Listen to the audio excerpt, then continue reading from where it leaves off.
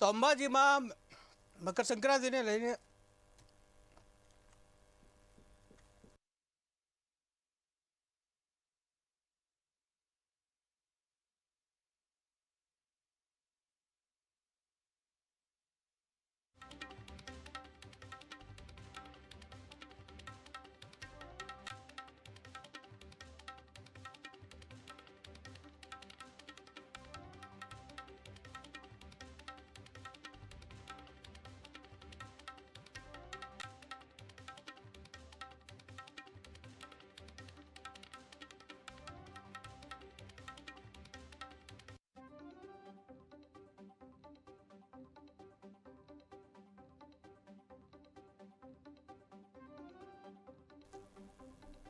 અંબાજીમાં મકર સંક્રાંતિના પાવન પર્વને દિવસે સાધુ સંતોના શાહી સ્નાનનું આયોજન, જ્યાં શ્રી શંભુ પંચ દશનામ આવાહન અખાડા દ્વારા જે આયોજન કરવામાં આવ્યું. તો આ કાર્યક્રમમાં તારીખ 11 જાન્યુઆરીથી તારીખ 5 જાન્યુઆરી સુધી ચાલશે આ કાર્યક્રમ, જેમાં આજ રોજ અંબાજી ખાતે ધર્મ ધ્વજારોહણ અંબાજીમાં પધારેલ સાધુ સંતો દ્વારા કરવામાં આવ્યું હતું આયોજન, જ્યાં ભારતીય સંસ્કૃતિ પ્રમાણે કોઈ પણ ધાર્મિક કાર્યનું આયોજન કરતી વખતે સૌપ્રથમ સાધુ સંતો દ્વારા જે તે જગ્યાએ ધર્મ ધ્વજારોહણ કરવામાં આવે છે.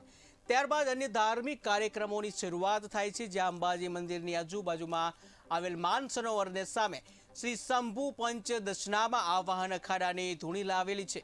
અને આ ધૂણી દ્વારા થયેલા 2 વર્ષથી મકર સંક્રાંતિ પૂર્વે કોટેશ્વર ખાતે આવેલા સરસ્વતી નદીના કુંડમાં સાધુ સંતોનું શાહી સ્નાન યોજવામાં આવે છે, જેમાં નાગર સંન્યાસી અને સાધુ સંતો મોટી સંખ્યામાં અંબાજીમાં પધારે છે.